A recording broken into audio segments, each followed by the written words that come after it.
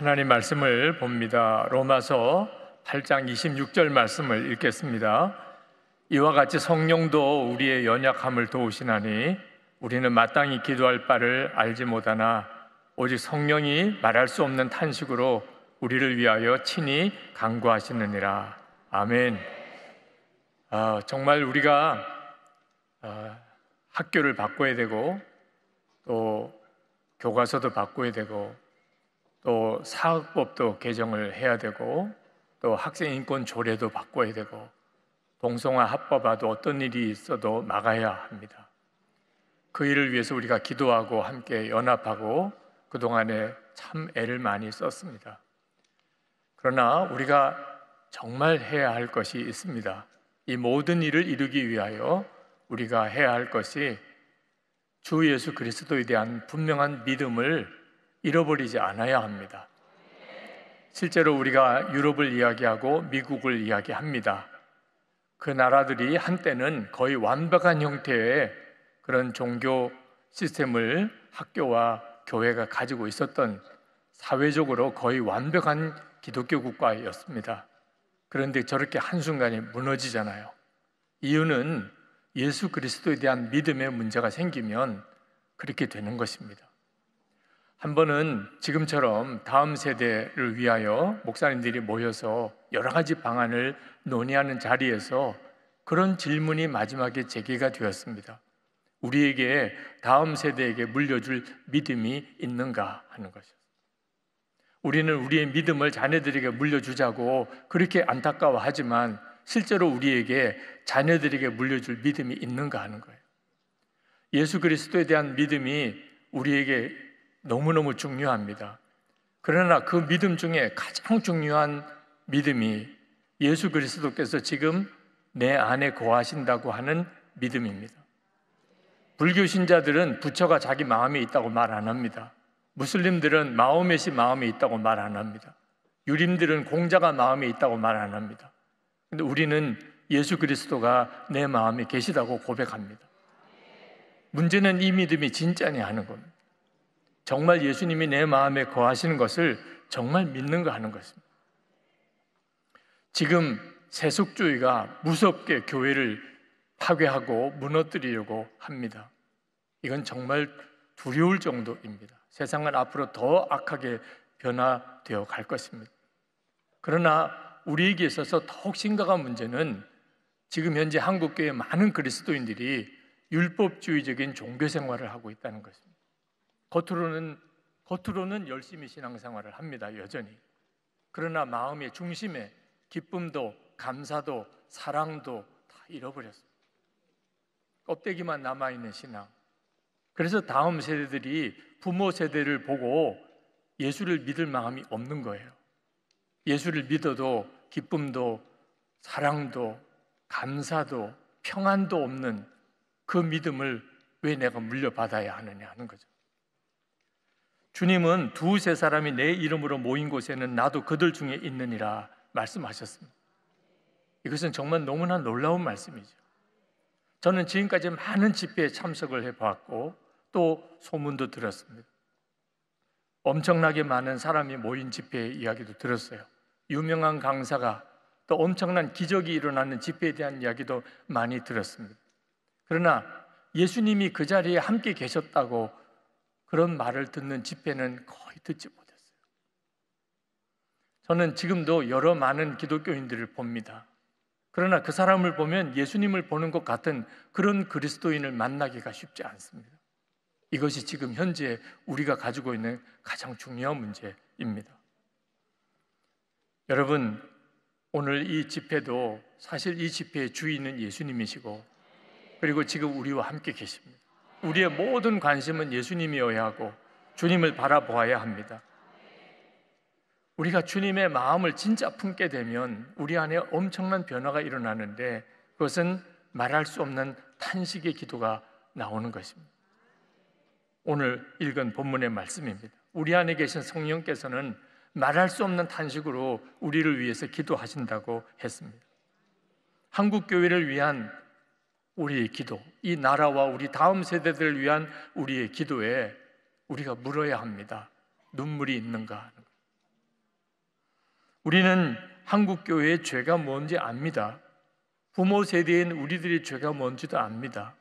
그래서 우리가 그것을 회개합니다. 하나님, 우리가 잘못 믿었어요. 우리가 제대로 믿지 못했어요. 그렇게 회개는 합니다. 연합 집회가 열릴 때마다 한국 교회의 죄를 위한 회개가 있습니다. 정말 여러 가지 안타까운 고백과 그리고 우리가 하나님 앞에 진짜 회개하는 퍼포먼스도 있습니다. 그러나 여전히 한국 교회가 진짜 회개했다고 느껴지지 않는 이유가 무엇일까요? 말할 수 없는 탄식이 없는 것입니다. 우리 안에 거하시는 성령께서는 말할 수 없는 탄식으로 우리를 위하여 기도하신다고 하는데 정작 우리의 기도에 눈물이 없는 것입니다. 이것은 양심이 화인 맞은 상태가 된 걸 말하는 것입니다. 머리로는 회개가 되는데 가슴으로는 회개가 안 되는 것입니다. 진짜 무서운 것은 하나님의 심판인데 하나님의 심판은 언제 오는 걸까요? 더 이상 회개하고 돌이킬 가능성이 없다고 생각될 때 그때 심판이 옵니다. 하나님은 끝까지 참으십니다. 우리의 어떤 죄악도 하나님은 참고 기다리십니다. 돌이킬 수 있다고 생각하실 때는. 눈물이 없어지는 것, 그건 무서운 것입니다. 여러분, 나라를 위해서 기도하고 한국 교회를 위해 기도하고 그렇게 하나님 앞에 간절하게 정말 기도할 때 말할 수 없는 탄식이 내 안에 일어날 때까지 그 기도를 쉬면 안 됩니다. 그때부터 하나님은 역사하시기 때문에. 저는 설교자로서 고민이 참 많았습니다. 어떤 설교도 쉬운 설교는 없지만 나라와 한국 교회와 민족을 위한 설교를 할 때 그때 너무너무 힘이 든 겁니다. 원론적인 문제, 성경적인 대답 얼마든지 설교할 수 있었습니다. 그러나 문제는 감동이 없는 것입니다. 왜 그럴까? 왜 설교는 할 수 있지만 실제로 왜 감동이 없을까? 생각해 보았습니다. 눈물의 문제였습니다. 제가 한국 교회와 나라를 위하여 그렇게 울어본 적이 없었기 때문입니다. 저는 저 나름대로의 생각이 있습니다. 주장도 있고 의견도 있습니다. 그러나 눈물의 기도가 있었는가? 그런 질문을 저 자신에게 하면 자신이 없습니다. 저는 저 자신에 대해서는 울어본 적이 많습니다. 하나님, 왜 저는 이 모양입니까? 말씀대로 살지 못하는 나, 온전한 믿음이 없는 나, 죄를 이기지 못하는 나, 자아가 시퍼렇게 살아있는 나, 이기적이고 이중적인 나에 대해서는 참 많이 울었습니다. 그래서 제가 개인적인 어떤 신앙의 문제, 죄와의 싸움의 문제, 자아와의 싸움의 문제에 대하여 말씀을 전할 때 교인들에게는 은혜의 역사가 있음을 봅니다. 그러나 한국 교회가 왜 이 모양이야? 화를 낸 적은 많았습니다. 그때 제가 한국 교회를 위해서 설교하면 그러면 반응이 없었어요. 제 설교 속에 옳은 말은 있었지만 눈물이 없었기 때문에. 그러다가 지난 2008년에 감독회장 문제로 감리교회가 대혼란에 빠졌던 적이 있었습니다. 그때 감리교회를 위하여 기도하면서 얼마나 울었는지 모릅니다. 하나님, 한국 감리교회를 살려주십시오.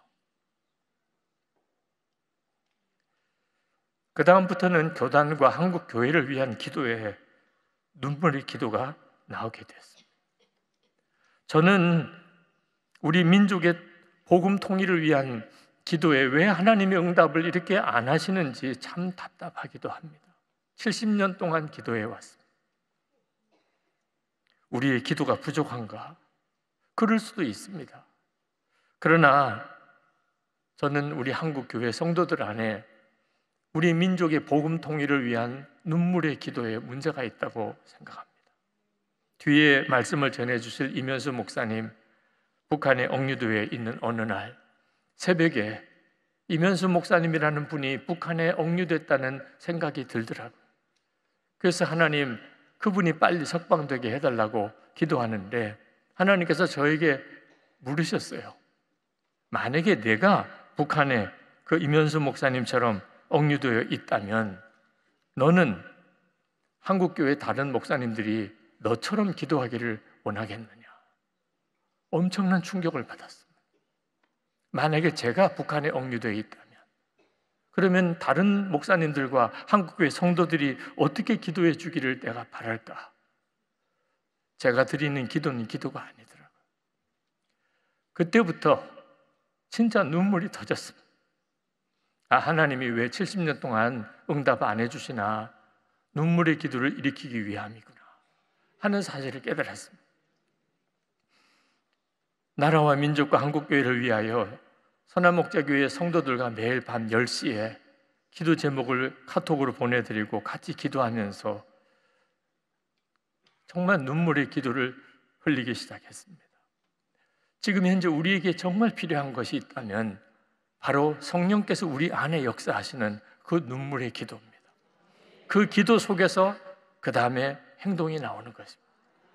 하나님의 능력이 거기에 나오는 것입니다. 예수님께서 겟세마네에서 기도하실 때 누가복음 22장 44절에서 예수님께서 힘쓰고 애써 더욱 간절한 마음으로 기도하되 땀이 땅에 떨어지는 핏방울같이 되더라, 그렇게 하셨습니다. 예수님이 무슨 기도를 하셨길래 그렇게 정말 핏방울이 떨어지도록 기도하셨을까? 10초에서 15초도 안 되는 기도입니다. 내 아버지여 만일 할만하시거든 이 잔을 내게서 지나가게 하옵소서. 그러나 나의 원대로 마시옵고 아버지의 원대로 하시옵소서. 이 짧은 기도를 드리는데 어떻게 땀방울이 핏방울이 되도록 그렇게 했을까? 제가 드렸던 기도는 하나님, 내 고통을 덜어주세요.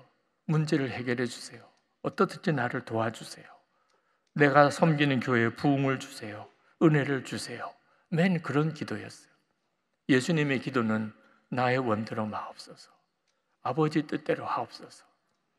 그 기도가 땀방울이 핏방울이 되는 기도구나. 그래서 저도 얼굴을 예배당 바닥에 쳐박고 나의 원대로 마시옵고 아버지 원대로 하옵소서, 그렇게 기도하면서 그렇게 꼬꾸라졌어요. 눈물 범벅이 나는 정말 진땀이 흐르는 그런 기도가 되더라고요. 그것이 개인의 문제든 가정의 문제든 우리가 섬기는 교회 문제든 우리 나라 문제든 우리 다음 세대 문제든 이 기도가 우리에게 회복이 돼야 합니다. 우리가 그렇게 기도하기 시작하면 반드시 주님은 역사하실 것입니다. 아멘.